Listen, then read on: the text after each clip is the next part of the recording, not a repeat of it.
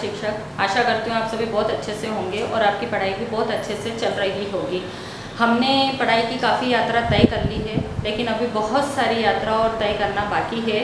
इसी आशा के साथ हम वापस आपस में मिलेंगे और मिलकर के एक दूसरे के साथ में एक क्लास में बैठ कर के आमने सामने बैठ कर के पढ़ाई करेंगे। इसी आशा के साथ अभी तो चलिए हम इसी प्रकार जुड़े रहते हैं। तो आइए मेरे साथ हम सीखते हैं। आज हम सीखेंगे पैटर्न। पैटर्न क्या होता है?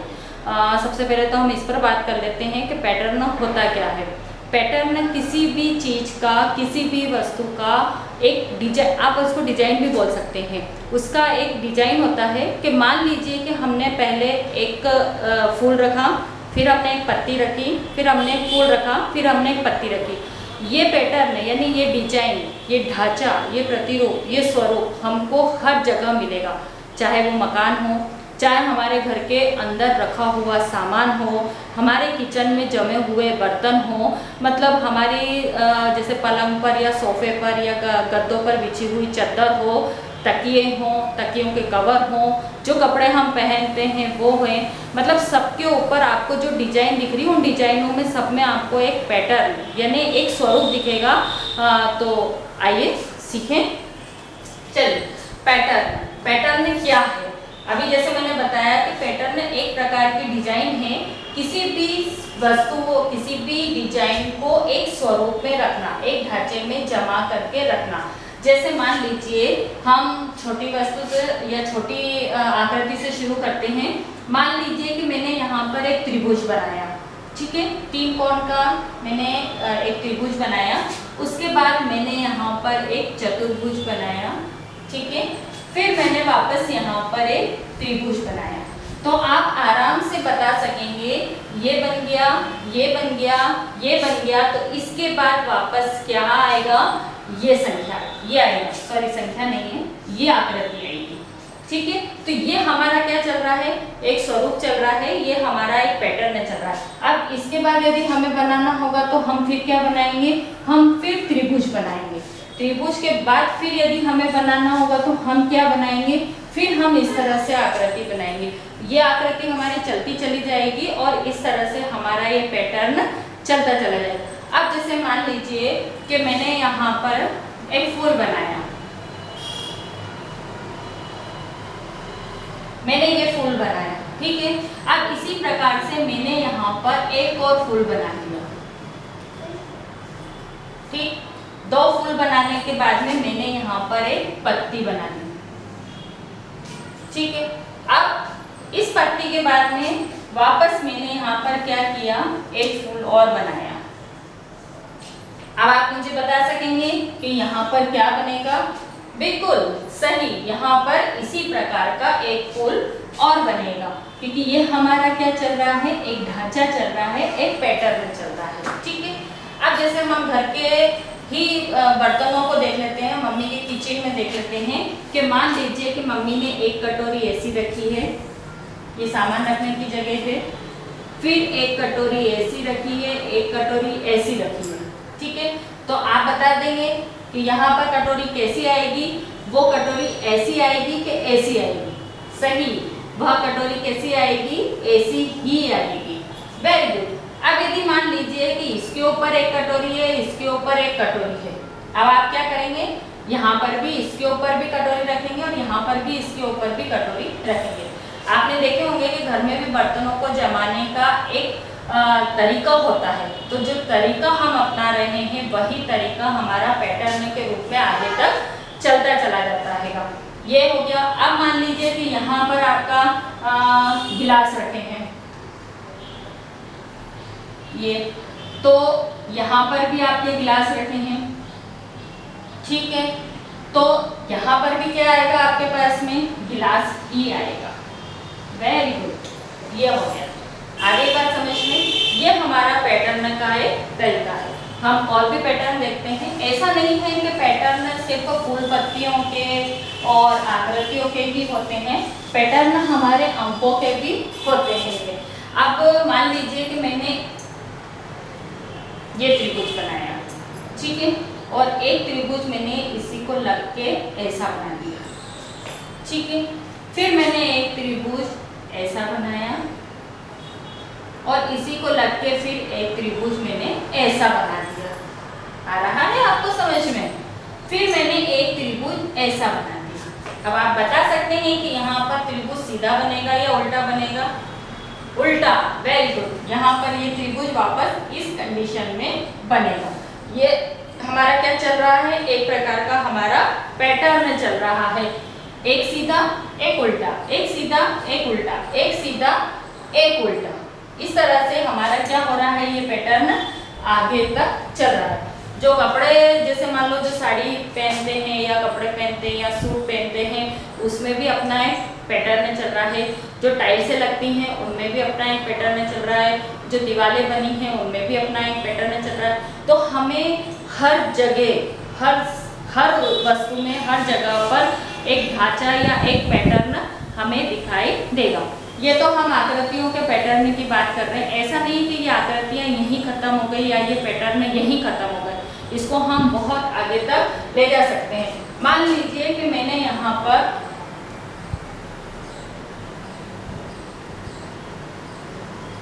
एक एप्पल रखा, यानी एक सेब फल रखा। सेब फल के बाद में मैंने यहाँ पर एक केला रखा, ठीक है। केले के बाद में फिर मैंने यहाँ पर एक वापस से सेब फल रख दिया। अब आप मुझे बता सकते हैं यहाँ पर कौन सा फल रखा आएगा? यस, यहाँ पर वापस से क्या आएगा? हमारा केला ही आएगा, ठीक है। तो ये भी क्या चल रहा है? हमारा एक पैटर्न चल रहा है। एक सेब फल, एक केला, एक सेब फल, एक केला। इसी तरह से ये आगे बढ़ता चला जाएगा। एक सेब फल, एक केला, एक सेब फल, एक केला। ये आप ये भी सोच लो कि हम एक सेब फल बांट रहे हैं, फिर एक केला बांट रहे हैं, एक सेब फल बांट रहे हैं, केला बांट रहे हैं। इस तरह से भी हमारा ये पैटर्न आगे की तरफ चलता चला जाएगा। हम पत्तियों का पैटर्न लेकर के देखते हैं। जैसे मान लीजिए कि मैंने यहाँ पर ये एक पत्ती बनाई, ठीक है। अब एक पत्ती मैंने सीधी बनाई, एक पत्ती मैंने यहाँ पर आड़ी बनाई, ठीक। फिर मैंने यहाँ पर एक पत्ती मैंने यहाँ पर कैसी बनाई? सीधी बनाई। फिर मैंने यहाँ पर एक पत्ती कैसी बनाई? आड़ी बनाई।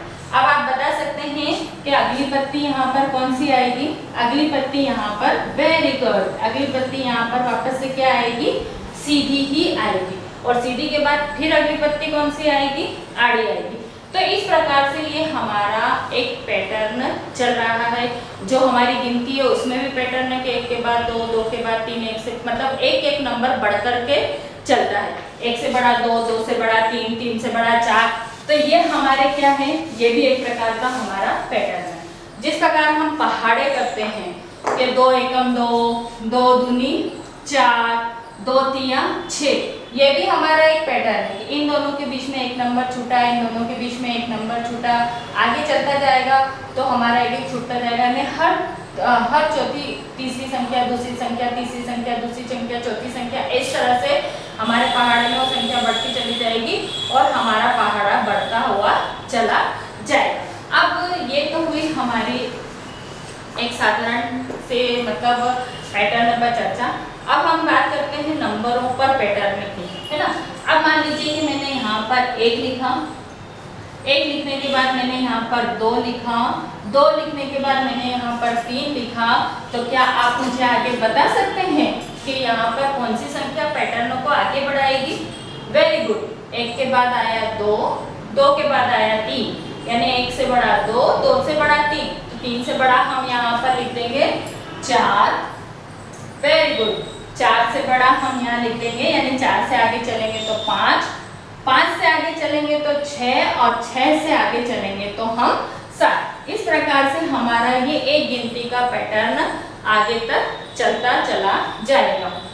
ये भी एक सीमित तक पैटर्न एक सीमित तक चलेगा, है ना। जैसे मान लीजिए कि एक बेडशीट है या एक चादर है, तो चादर पर ही पैटर्न रहेगा, ठीक। उस पैटर्न की कई सारी चादरें बनेगी। जैसे एक साड़ी है तो उस साड़ी का पैटर्न उस तक ही सीमित रहेगा और उस पैटर्न की बहुत सारी साड़ियाँ निकलेंगी या बहुत सारे कपड़े उसके निकलेंगे। तो ये एक ऐसा नहीं है कि जैसे हम गिनती बोल रहे थे कि अनंत तक है तो ये पैटर्न भी अनंत तक चलेंगे, ऐसा नहीं होगा। पैटर्न एक सीमित तक होगा। मान लीजिए कि हमारा ये दरवाजा,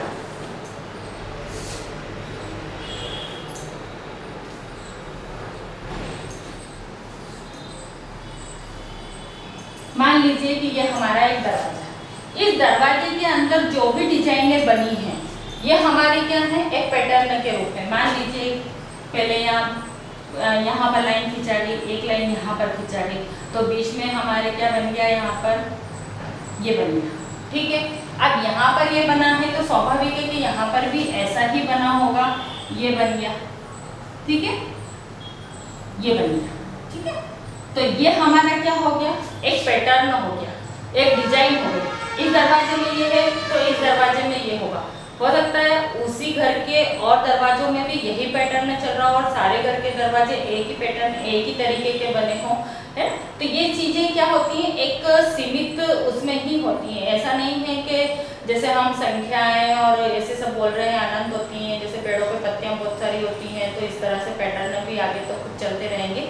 वो किसी वस्तु या किसी चीज पर बने होंगे तो वो एक सीमित उसमें होंगे। उस तरह की कई सारी वस्तुएं निकलेंगी, आएंगी, लेकिन वो सीमित में होंगी। ठीक है,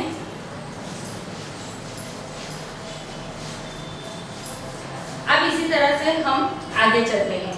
अब मान लीजिए मैंने यहाँ पर लिखा 2, यहाँ लिखा 4, यहाँ लिखा 6, तो आप आगे बता सकते हैं कि 2, 4 और 6 के बाद क्या है। पहले तो हमें ये देखना है कि 2 और 4 के बीच में हमने यहाँ पर क्या छोड़ा है, कितनी संख्या छूटी। ये चीजें संख्याओं, जो हम आकृति का पैटर्न बना रहे हैं वो तो हमको समझ में आ रहा है, लेकिन जब हम संख्याओं का पैटर्न बना रहे हैं तो थोड़ी सी हमको माथापच्ची तो करनी ही पड़ेगी, है ना। तो चलो 2 और 4 के बीच में यहाँ पर क्या छूटा है हमारा, 3। इस 3 को हमने छोड़ दिया, मतलब एक नंबर छूटा है। अब 4 और 6 के बीच में क्या छूट गया यहाँ पर हमारा, 5। यहाँ पर भी एक नंबर छूटा है। तो क्या आप बता सकोगे कि 6 के बाद यहाँ पर क्या आएगा, हमको क्या छोड़ना है और कौन सा नंबर आएगा। यहाँ हमको 7 छोड़ना है और यहाँ हमारा अगला नंबर कौन सा होगा, 8। 2, 4, 6 और 8। अब 8 के बाद अगला नंबर क्या आएगा, वेरी गुड, 8 के बाद अगला नंबर हमारा हो जाएगा 10। यहाँ हमको क्या छोड़ना रहेगा, 9। ये हमने हमारा एक पैटर्न सीखने के लिए बनाया है कि हमें 2 के बाद क्या आता है, 3 आता है, 3 के बाद क्या आता है, 4 आता है, तो हमारा एक नंबर यहाँ छूट गया। इसी प्रकार 4 के बाद 5 आता है, फिर 6 आता है, तो यहाँ पर 4 और 6 के बीच में क्या छूटा हमारा, 5 छूट गया। इसी तरह से हमको 6 और 8 के बीच में एक नंबर छोड़ना रहेगा। 6 के बाद 7 छोड़ के 7 के बाद का अगला नंबर 8 हमको लिखना होगा। 8 के बाद का 9 नंबर छोड़ करके हमको कितना नंबर लिखना होगा, 10 नंबर लिखना होगा। इसी तरह से हम आगे बढ़ेंगे जहां तक कि हमको पैटर्न बनाना है। आशा करती हूँ ये सब आपको समझ में आया होगा और अभी हम इसी को यहीं पर विराम देते हैं, लेकिन हम इस पर आगे और चर्चा करेंगे और नए पैटर्न लेकर के आएंगे और नए पैटर्नों के साथ हम आगे चर्चा करेंगे। आपका सहयोग यूं ही मिलता रहे। आप मेरे चैनल को लाइक करें, शेयर करें, सब्सक्राइब करें, बेल आइकन को जरूर प्रेस करें और इसी तरह ढेरों प्यार आप मुझे देते रहें। धन्यवाद, नमस्ते।